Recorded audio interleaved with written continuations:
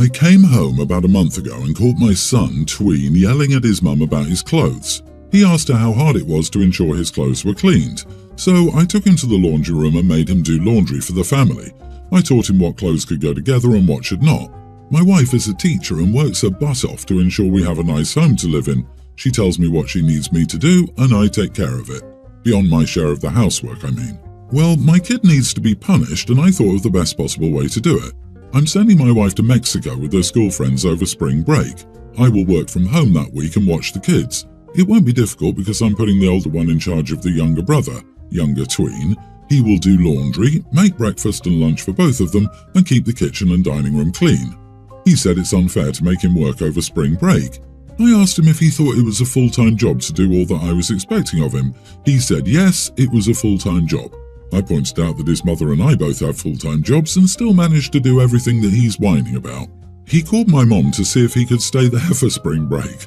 She tried to tell me I was being cruel to her poor baby. I asked her what exactly she and my father would have done to me if I'd yelled at her for not doing my laundry. She said that it was a different time. I said he could stay with her if she was willing to tell him, in front of me, all the punishment I endured when I lived at home. She said he couldn't stay there. Am I the idiot for making my son care for himself and his brother for a week? Loving that last paragraph and sentence. That's telling as far as your mom goes. I bet some people are going to scream, parentification, but 1 week as a punishment for how he's acting seems more than fair. You are not the idiot. I think it's a good plan. Just make sure going forward that both kids have regular chores. Everything sounds fair here and your mom needs to stop being a hypocrite. Agree, great job handling grandma. In addition to having him learn about the household tasks your wife typically handles. It would help if you also found out where he learned this behavior. Is he listening to idiots on the internet? How could he possibly think yelling at his mother about his laundry was something he could or should do? You have a deeper issue that you need to work on with your son. I also think if your older son has been exposed to misogynistic attitudes, you should make sure your younger son doesn't pick up on it too. They both need to learn that women are partners, not maids, and that they need to pull their weight. 100% this. Where is the attitude coming from? Obviously not you or grandma. Have some conversations with your kid and try to find the root of this because it's something he's picking up from someone or somewhere. The fact that this kid is almost a teen and OP only just now showed him how to do laundry is a bit telling. If his kid was never taught how to do chores, it could be that OP and his wife coddled their children for too long.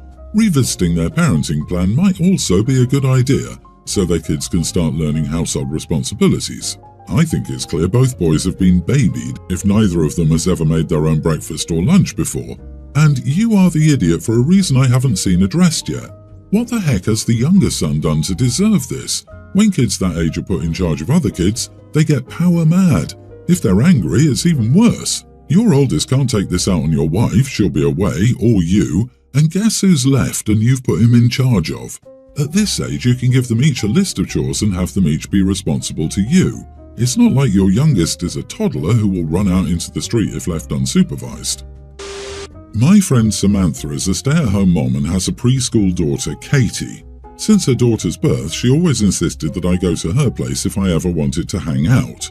So even though she lives about 45 minutes away from me, I always did it initially because I valued our friendship, and Katie was her first, so I could understand how she'd be stressed with the newborn. Recently, I started to put my foot down and wanted her to meet me halfway. I felt like her kid, she only has Katie, was old enough to handle being outside, and I was tired of driving just to hang out at her house. We always picked a place halfway, so it was doable. During the last 3 hangouts, she was over 30 minutes late, and each time she claimed that she got mom privileges for being late because she had to wrangle her kid into the car and do other mom things. I wouldn't understand, according to her. I'm childless. She asked to hang out this past weekend and I told her that if she was late again, I'd leave. The day came and she was late. After 30 minutes, I got up and left, but I went to hang out in the coffee shop across the street because I was curious about just how late she'd be. She was over an hour late, and when she found out from the waitress that I'd left, she started to call and text me. She said I was insensitive and selfish for making her drive 25 minutes away from home with a toddler, only to leave, and that she only ever came out for my benefit. I told her that I hang out with multiple friends who bring their kids out with us, and they're never late. So it was pretty crappy to blame being late on Katie, who is a perfectly sweet girl. She's never been a problem during our outings. Samantha just kept pulling the "you're not a mom so you wouldn't get it" card. I heard later from a mutual friend that Samantha has been blasting me in their mommy group and said I was bullying her for putting her child first. I feel like her reaction wouldn't be so strong unless she was actually upset. So I'm starting to feel like an idiot. I mean, she's right that I don't get it as I don't have children, but I still feel annoyed that she's late and feel justified for leaving. My time is precious too. I'm not sure whether or not I should reach out.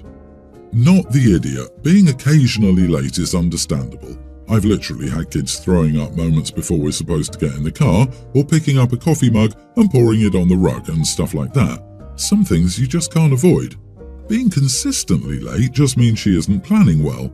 It does not take 30 minutes to get a child into the car, so I'm guessing she isn't watching the clock and is blaming her lateness on her kid, which will be really bad once the kid picks up on it and starts thinking there's something wrong with herself because mommy keeps blaming her when talking to other people. Agreed, even with an unforeseen catastrophe just before you leave, it's still courteous to drop your friend a message saying you had an unexpected thing happen. You're going to be late by approximately 8 minutes. It doesn't sound like OP's friend is even doing that. I'm a mother of 4. Guess what you can't use mom privileges for? School, doctor's appointments, dentist appointments, parties, flights. Guess what else you can't use mom privileges for? Being chronically late. I think you may need to put this friendship on hiatus for a while. It's possible that in a few years she'll be able to act like a friend again, but right now she can't. My sister has been married to her husband Nigel for 21 years, and they've been together for about 23 years. Nigel was a widower of 3 years when he met my sister. His kids were younger, male and female at the time of their meeting. Nigel's late wife's family was around a lot. My sister hated it. From the very early days, it was clear she was toxically jealous of Nigel's late wife and the kids' mom. She talked about how strange it was the kids, who don't remember her, had her photo in their bedrooms, and how her stepdaughter had a locket with a photo of her mom, dad and brother in it. I remember back then asking how it was strange. Her mom was loved, and Nigel and his late wife's family likely didn't want the kids not to know their mom loved them. She said that was her job now. I told her it wasn't healthy to feel jealous and put out over a mom being remembered. Think of how she would feel if our mom died. Honestly, I had a lot of respect for Nigel for the first 2 or 3 years because his kids seemed to be his priority, and he still seemed to love and care about his late wife and not want to erase her, but was also ready to be married to someone else. I had seen a lot far more awful scenarios. But then he started letting my sister push herself onto the kids and trying to force out their maternal relatives. It was obvious my sister blamed the maternal relatives for neither of his stepkids coming to think of her as their mom. She didn't want to hear any other reason it could be.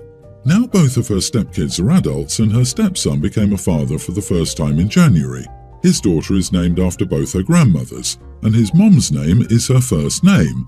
My sister was so unhappy about that. She told him it was disrespectful to her and all that crap. He told her to screw herself and told her she still hadn't figured out that she wasn't his mom, she wasn't his parent, she wasn't even his real family, because he would happily dump her out of his life for good and would never feel bad about that. My sister complained for weeks about it, and then I told her if I was her stepkid I'd do the same, and that she had no respect for his mom or his maternal family. She freaked out and told me that that was a crappy thing to say and I should be on her side because she's my sister. Am I the idiot? Not the idiot. Even if she was their birth mother, she would have no right to expect them to name their child after her. What an exaggerated sense of entitlement. Someone needed to give her a reality check, especially as her stepson told her it would never have happened and she still didn't get it. All she's done is ensure that she won't be considered either a parental or a grandparental figure to any of this family, and has probably ruined the moment for her husband. What a peach. Why are people so stupid regarding others, mostly children's, feelings for their dead parents? You can't replace that. You can try to love them and hope you get to a similar level, but that's it. She's dead. She can't win. Your sister has issues. I'm sorry he stayed married to your sister through all that and didn't kick her to the curb. And I'm surprised your sister didn't alienate Nigel's kids so much that they went no contact with both of them. Honestly, I'm shocked too. Your sister desperately needs therapy. But she would have to be willing to admit she was fundamentally in the wrong, which she won't do. I wish Nigel would divorce your sister because he seems like a very good man. My sister, 24, and I, 28 female, have always been close, but things have been tense since I got engaged. We've had arguments over everything from the colour of the bridesmaid dresses to the types of flowers we're using. But our most significant disagreement is about her boyfriend, 37. They've only been dating for a few months and I don't feel comfortable having him at my wedding. It's a small affair and we only invited people we're close with and who have been a part of our lives for a long time. We didn't want to invite any strangers or people we barely knew. When I told my sister she couldn't bring a boyfriend, she was absolutely livid. She accused me of being selfish and not caring about her happiness. She even threatened not to attend the wedding if he couldn't come. I calmly explained my concerns, but I told her I wouldn't compromise on this. It's my wedding day and I want to be surrounded by people I love and who have been there for me throughout my life. If I give in and let her bring her boyfriend, it will set a bad precedent for our relationship. But now I'm worried that I've ruined our relationship anyway. My sister hasn't spoken to me in days, and I'm afraid she might not even attend the wedding. Am I the idiot for standing my ground and potentially sacrificing my relationship with my sister on my wedding day? You are the idiot. I wasn't even aware that you can invite someone to a wedding without inviting their SO. Don't be selfish. Let your sister be happy too. She doesn't want people to see her without a +1 and make assumptions that she can't get a man. Unless you think he's going to start a fist fight, propose to her during the first dance or sing karaoke during the speeches, let the man come. This will come between you and your sister forever if you don't. This isn't worth losing a sister over. He's a boyfriend of a few months, not a few years. Not everyone wants or can afford a wedding where everyone and their hamster gets a +1. Not the idiot. You don't need to have your sister's 2-month sugar daddy at your wedding if you don't want to. Note: all relationships with one person sub 25 and another over 35 are sugar situations until proven otherwise, in my opinion. LOL. Cute that you think young women are getting loads of money out of these age gap relationships. Most of the time there's zero sugar, just a lot of taking advantage of vulnerability and naivety on one side and being naive and feeling special on the other side. Big age gaps where one person is under 25 are a huge flag. She's an adult, it's her life, yada yada, but we all know that's rarely an indication of an equal, happy, healthy relationship. That, combined with OP's vague distrust of this guy, is all I need to know for not wanting him to be a part of OP's big day. OP, you have a valid concern. However, I do want to know why she has had any real say in your wedding so far. You said, we've had arguments over everything from the colour of the bridesmaid dresses to the type of flowers we're using.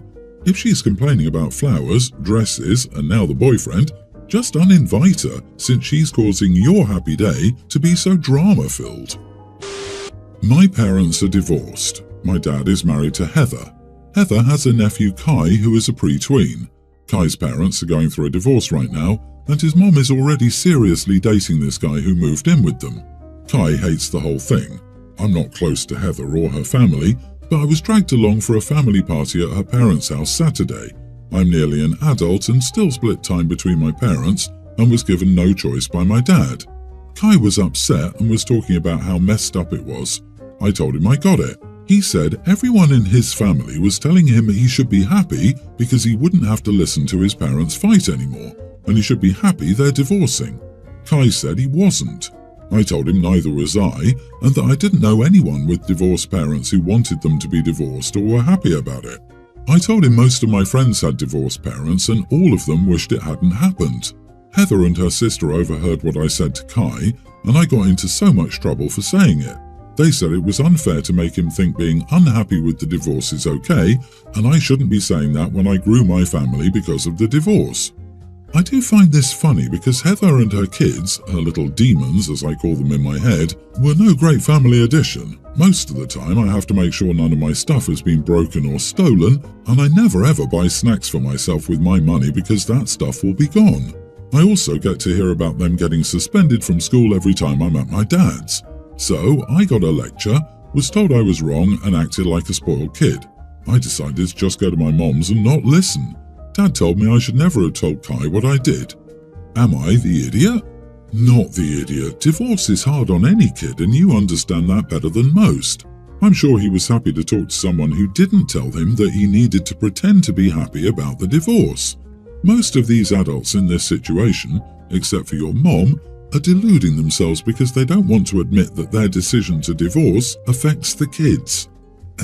While I appreciate the OP being a much-needed sympathetic voice for this kid, telling him that no one is ever happy about their parents' divorce is both untrue and may not really be helpful. There's a difference between telling a kid his feelings are totally normal and okay and painting divorce as a universal negative and selfish act by the parents.